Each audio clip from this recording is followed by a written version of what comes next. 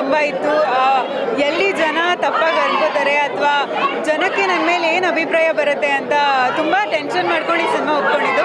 But second half ನೋಡಿದ್ಮೇಲೆ ಜನ ಕೊಡ್ತಿರೋ ರಿಯಾಕ್ಷನ್, ಜನ ಕೊಡ್ತಿರೋ ಪ್ರೀತಿ, ಅಂಜಲಿ ಪಾತ್ರಕ್ಕೆ ಒಂದು ಜೀವ ಇವಾಗ ಬಂದಂಗೆ ಆಗಿದೆ. ಸೊ ತುಂಬ ತುಂಬ ಖುಷಿ ಆಗ್ತದೆ.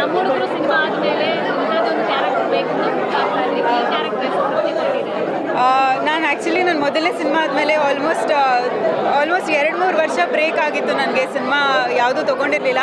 ಈ ಥರ ಒಂದು ಗಟ್ಟಿಯಾಗಿರೋ ಪಾತ್ರ ಜೊತೆಗೆ ಜನಗಳಿಗೆ ಡಿಸಪಾಯಿಂಟ್ ಮಾಡದಿರೋ ಥರ ಬರಬೇಕು ಅಂತ ತುಂಬ ಕಷ್ಟಪಟ್ಟಿದ್ದೆ ಆ್ಯಂಡ್ ಇಷ್ಟಪಟ್ಟು ಈ ಸಿನಿಮಾನ ಮಾಡಿದ್ದೀನಿ. ಆ್ಯಂಡ್ ಇವತ್ತು ನಾನು ಇಷ್ಟಪಟ್ಟು ಮಾಡಿರೋದಕ್ಕೆ ಅದು ತೆರೆ ಮೇಲೆ ಕಾಣಿಸ್ತಾ ಇದೆ ಆ್ಯಂಡ್ ಜನಕ್ಕೆ ತುಂಬ ಇಷ್ಟ ಆಗಿರೋದು ನನಗೆ ಅದೊಂಥರ ಬ್ಲೆಸ್ಸಿಂಗ್ ಥರ. ಆ್ಯಂಡ್ ಈ ಒಂದು ಸೆಲೆಬ್ರೇಷನ್ಗೋಸ್ಕರ ನಾನು ತುಂಬ ವೆಯ್ಟ್ ಮಾಡ್ತಿದ್ದೆ.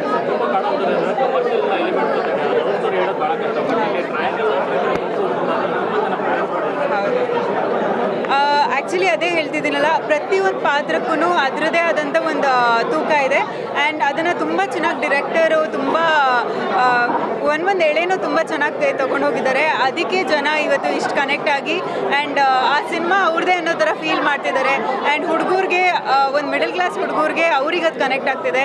ಸೊ ತುಂಬ ಖುಷಿ ಆಗ್ತಿದೆ. ಆ್ಯಂಡ್ ಲವ್ ಸ್ಟೋರಿ ನೀವು ಹೇಳ್ದಾಗೆ ಒಂದು ಕಮರ್ಷಿಯಲ್ ಸಿನಿಮಾ ಲವ್ ಸ್ಟೋರಿ ತುಂಬ ಕಮ್ಮಿ ಇರುತ್ತೆ. ಬಟ್ ನಮ್ಮ ಸಿನಿಮಾದಲ್ಲಿ ಪ್ರತಿಯೊಂದು ಎಲಿಮೆಂಟ್ಸ್ಗೂ ತುಂಬ ಜಾಗ ಇದೆ. ಸೊ ಆಬ್ವಿಯಸ್ಲಿ ಜನ ಅದನ್ನ ನೋಡಿ ಇಷ್ಟಪಟ್ಟು ಬರಬೇಕು ಅಂತ ಅನ್ಸುತ್ತೆ. Thank you.